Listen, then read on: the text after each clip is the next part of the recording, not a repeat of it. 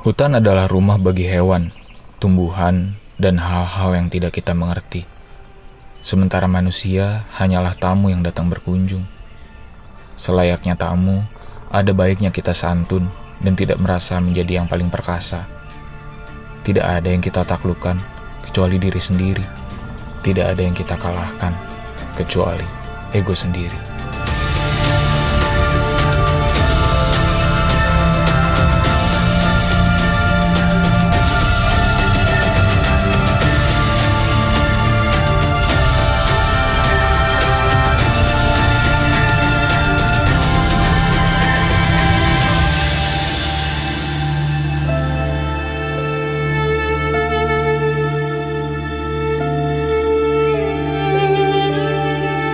Selamat pagi kawan-kawan. Di sini udah sekitar 6:30 pagi. Kita semua bangun tepat waktu sih sebenarnya, tapi gradual. Ada yang masih tidur juga.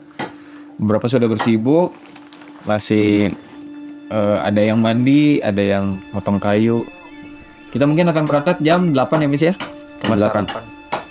Semoga tepat waktu karena saya lihat kalau di perkiraan cuaca sih hari ini banyak hujannya juga sama seperti kemarin. Pemandangan pagi ini cantik sekali. Di kejauhan benar seperti kata-kata Misbah semalam, terlihat di peta juga bahwa kota pagi akan terlihat banyak pegunungan di kejauhan dan ternyata benar.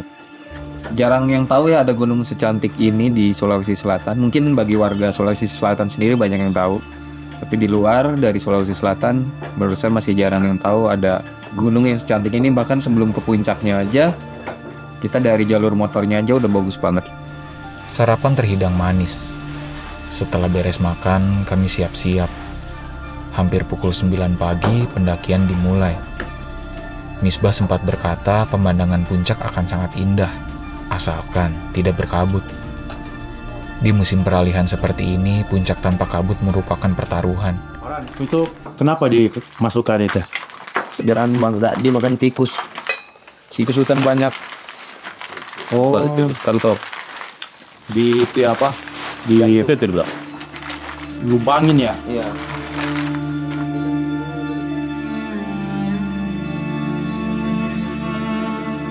Ada biar rata cebok. Ada. Oke teman-teman, sebaliknya sebelum kita berjalan, mari kita berdoa sesuai dengan keyakinan masing-masing. Silahkan. Walau sejenak melalui lorong semak, jalur dari pos 3 terbilang dimulai dengan lanskap yang terbuka. Mata kami dimanjakan setiap melihat belakang. Pegunungan terhampar manis di kejauhan, tersiram mentari di langit yang tidak menunjukkan tanda bahwa hujan akan datang. Hari ini mungkin perjalanan sekitar berapa ya? 6-7 jam? Atau ya 6-7 jam. Naik termasuk jauh karena masih ada 5 pos lagi. Hari cukup mendung, semoga semuanya lancar. Ketinggian 1330 dan kita mengejar 2100 berapa? 65. Wow, lumayan juga. Jauh. Deretan pohon pinus menghiasi jalur, mengiringi setapak yang langsung terjal.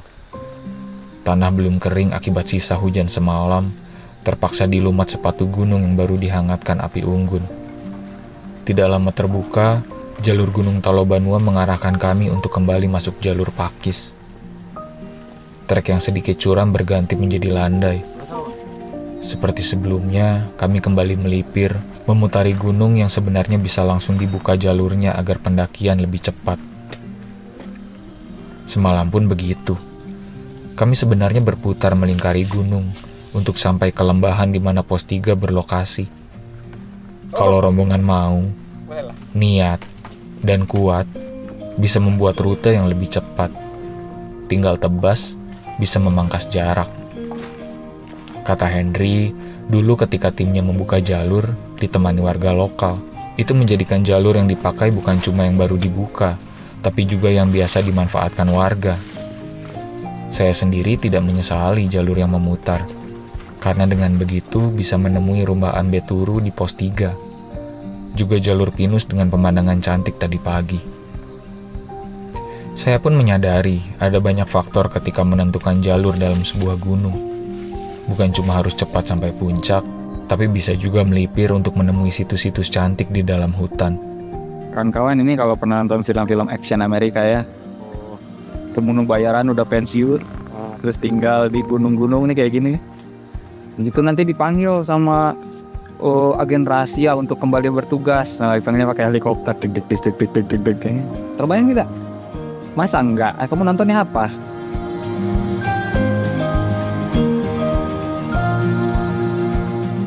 Rombongan tiba di pos 4 pada pukul 10 pagi.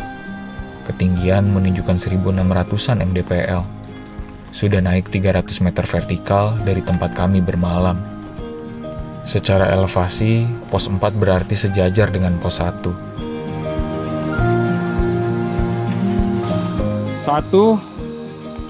1630.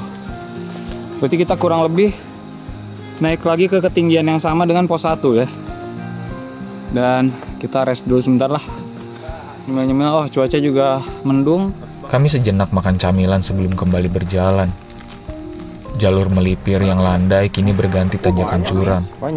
Ketika Misbah melihat peta, ia berkata bahwa dari sini kami akan memasuki jalur yang semestinya, memangkas hingga sampai ke puncak. Memang kalau bagi warga sekitar, Talobanua ini warga sudah lama tahu ada gunung di sini. Cuma jarang yang naik atas gitu. Jarang. Kalau Ambe Sudia sudah sampai ke atas. Iya. Ketiga kalinya sudah ini. Ketiga kali nih. Iya. Pertama kali waktu buka jalur. Iya, buka jalur. Buka jalur bareng Bang Henry. Bang Henry waktu itu belum nikah. Belum. Sekarang Belum juga. kasihan.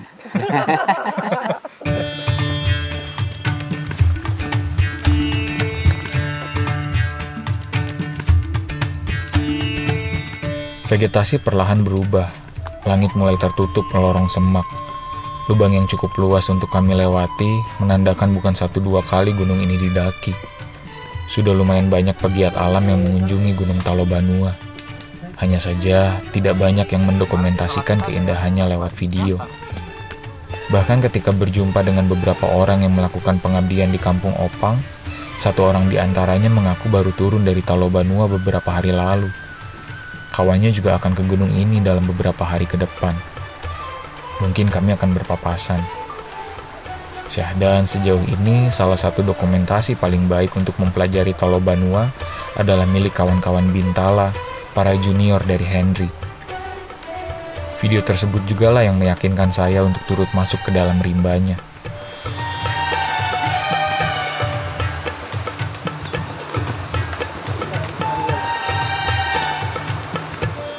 Dulu saya merasa aneh dengan betapa banyaknya tempat indah di Indonesia yang tidak diabadikan ke dalam kamera atau di-share ke media sosial. Tapi kalau dipikir kembali, tidak semua pegiat alam harus mengerti cara bermedia sosial atau mendaki gunung hanya untuk membuat konten. Justru orang-orang yang paling sering saya temui di gunung adalah mereka yang tidak aktif di internet. Saya kembali meluruskan niat dalam hati. Semoga sampai kapanpun, saya bisa membuat video yang bercerita dan memiliki konteks, agar penonton mengerti bahwa yang ada di dalam hutan bukan cuma keindahan, tapi juga mara bahaya.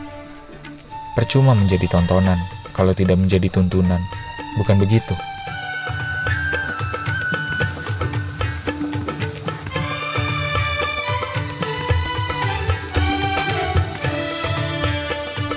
Rombongan kemudian menemui kantong semar dengan ukuran sedang, menjulur di sisi tebing.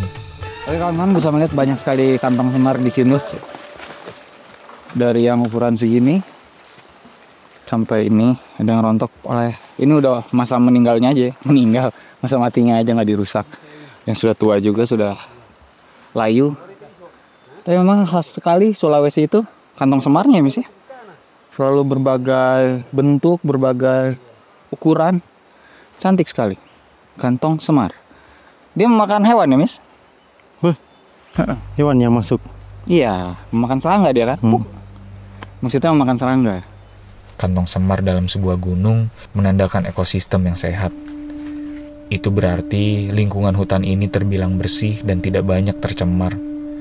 Dan memang benar adanya, takkan kita temui kantong semar di gunung-gunung yang sudah ramai dikunjungi manusia. Kami berjalan dan berjalan, menikmati hening hutan tanpa ada suara lainnya kecuali dari alam dan juga tim kami. Tidak ada bisingnya pengeras suara yang menyetel lagu kekinian, padahal tidak semua orang satu selera. Alam harusnya begini adanya, dikunjungi dengan santun dan baik-baik. Kalau hutan bisa bicara, mungkin sudah lama dia tertawa melihat orang-orang adu outfit, padahal belum tentu sesuai fungsi. Bekas kehutanan? Balai-balai gitu? Itu udah hancur ya?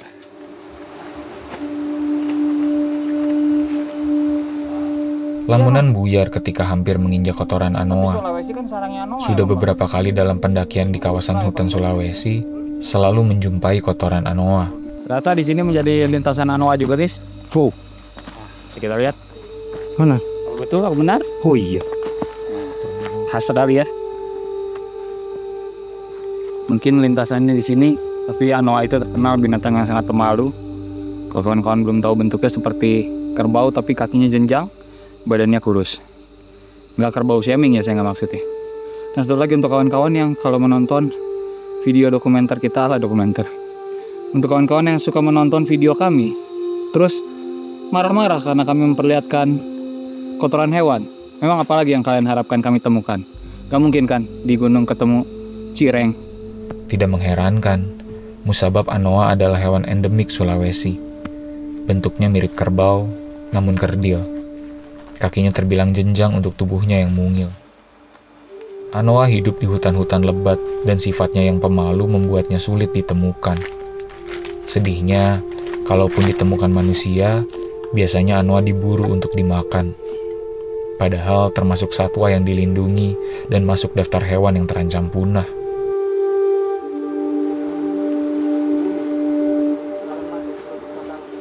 Jalur semakin curam, meskipun kata Henry ini belum yang terparah. Langit sudah tidak seterang sebelumnya.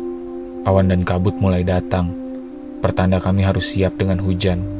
Pupus sudah harapan saya untuk melihat keindahan puncak yang menurut Misbah kalau berdasarkan peta akan dikelilingi pegunungan yang cantik. Kita sudah tiba di pos 5, ketinggian sekitar 1840. Lumayan tinggi juga ya kita motong tadi. Cuaca masih gelap. Dan biasanya kalau orang-orang ngecamp di sini ya. Kalau misalkan lancar datang dari pagi, kalau nggak ngecamp sini ngecamp di puncak, Miss. Cuma kita doang yang rada-rada emang. Bukan ngecamp malah nyari anaknya. Ngerumah. Kalau ada rumah dan diizinkan, kenapa tidak dimanfaatkan? Betul? Itu. Karena sebaik-baiknya rumah adalah rumah yang bermanfaat. Naon efektivitas ya. Tim beristirahat sejenak di pos 5. Ketinggian sekitar 1800-an mdpl. Sementara waktu sudah menunjukkan pukul 11.18. Disinilah seharusnya kami berkemah bila sesuai rencana. Ini bertemunya kalian di mana ini? Kemarin di Latimojong. Terus pacaran? Jadi akrab kali? Latimojong pos 4. Sering kabar-kabaran. Oh, kabar-kabaran. Jadi Farhan tahu bahwa Bang Henry ini yang bisa membawa tamu ke sini kan. Kita buka jalur ke Talobanua. Ngomong-ngomong soal pacar tadi ini, berarti kalian berdua ini belum punya pacar nih? Nah, belum. Nah, lo. Kutukan Sejati ya. kutukan pendaki gunung tuh ternyata benar adanya. Telat nikah. Saya termasuk nyindir yang Bawa kamera. Aduh. Tapi kalau dari buka jalur sendiri dulu Bang, itu tahun berapa? Bersama Tahun 2020. bersama iya berarti 5 orang. 5 orang. Tebas 1 perempuan. satu perempuan dikit tebas. Oh, luar biasa. Ternyata benar, hujan mulai merintik. Kami bergegas memakai jas hujan, kemudian lanjut berjalan. Jalur punggungan sedikit melegakan kaki yang pegal. Landai dan hanya sedikit naik turun, hingga kemudian kembali curam. Gerimis menghilang, seakan menjahili kami yang sudah sibuk dengan jas hujan. Daun pandan kering yang berserakan menandakan kawasan lumut sudah dekat. Daun pandan kerap menyambut pendaki sebelum masuk ke jalur lumut, karena keduanya menyukai lingkungan yang lembab. Hanya setengah jam berlalu, kami tiba di pos 6. Kata kawan-kawan, dari 7 pos yang ada di gunung ini, jarak paling dekat memang antara pos 5 dengan pos 6. Ketinggian sudah sekitar 1900-an mdpl. Tapi ternyata jarak dari pos 5 ke pos 6 ini tidak begitu jauh. Tadi di pos 5 11.18, sekarang 11.58, sekitar 40 menit. Karena sudah tengah hari, kami memutuskan untuk sejenak makan siang sebelum melanjutkan perjalanan. Seperti biasa, jangan harap makan berat. Ini cracker salsa baru loh. Tau nggak rasa apa? Nah, coba. Sosis. Sosis goreng. Sosis. Enggak ada plastik. Ada plastiknya itu. Jika melakukan ekspedisi dengan Misbah sebagai juru ahli, yang dibawa saat summit sudah pasti makanan ringan dengan nilai kalori yang sama dengan makanan berat. Secara kunyahan memang kurang memuaskan, tapi secara energi harusnya mencukupi. Adi ini berarti udah 2 kali ke Talobanua. Ya betul bang. Yang pertama itu tahun berapa? Tahun 2021 bulan 11. Nggak bareng Bang Henry berarti ya? Enggak, sama Ambet tuh. Bareng ini juga, apa? Yang di YouTube nggak? Enggak lah. Berarti rombongannya sama siapa aja waktu itu? Sama teman sekampung. Kampung. So kampung datang sini? Tidak dong. Tiganya bertiga. Saya kira Oh, bertiga. datang ke sini kan? Bertiga berarti berempat sama Mbak. Oh, sama Mbak turun. Oh, Ambet Turu yang naik. Ambet Turu yang kemarin kan? Iya. Oh, berarti 3 orang yang datang.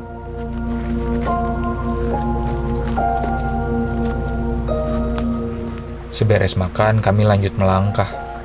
Tinggal 1 pos lagi. Benar, pos 7 Gunung Talobanua merupakan puncaknya.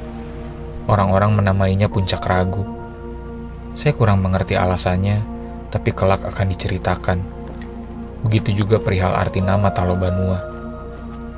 Walau tinggal 1 pos lagi, justru menjadi yang paling jauh dan paling curam. Trek licin dan berlumut menyambut kami. Beberapa spot tidak masuk logika untuk dijajaki. Terbayang akan sesulit apa turunnya nanti.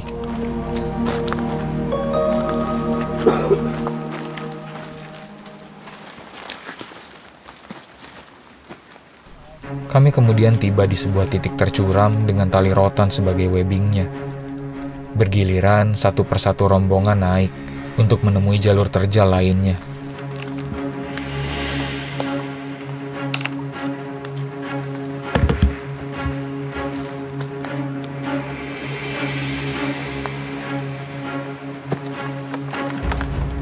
Yang baru saya sadari ketika masuk jalur lumut, mata terasa segar. Entah kenapa, hijau campur coklat lumut di hutan ini begitu menyala, seperti tampilan display TV AMOLED di toko elektronik. Beberapa kali kami harus masuk lorong lumut. Kaki tidak kokoh berpijak, sebab tidak ada lagi tanah padat di bawah sepatu. Yang ada cuma humus yang siap ambrol jika diinjak terlalu lama. 1 jam sudah berlalu, tapi puncak yang diidamkan belum juga terlihat. Kabut sesekali berubah menjadi gerimis, kemudian menghilang lagi. Saya sudah mengikhlaskan jika kami tidak mendapatkan pemandangan untuk episode penutup jalur sunyi. Tapi, Tuhan memiliki rencana berbeda untuk manusia yang sudah rela.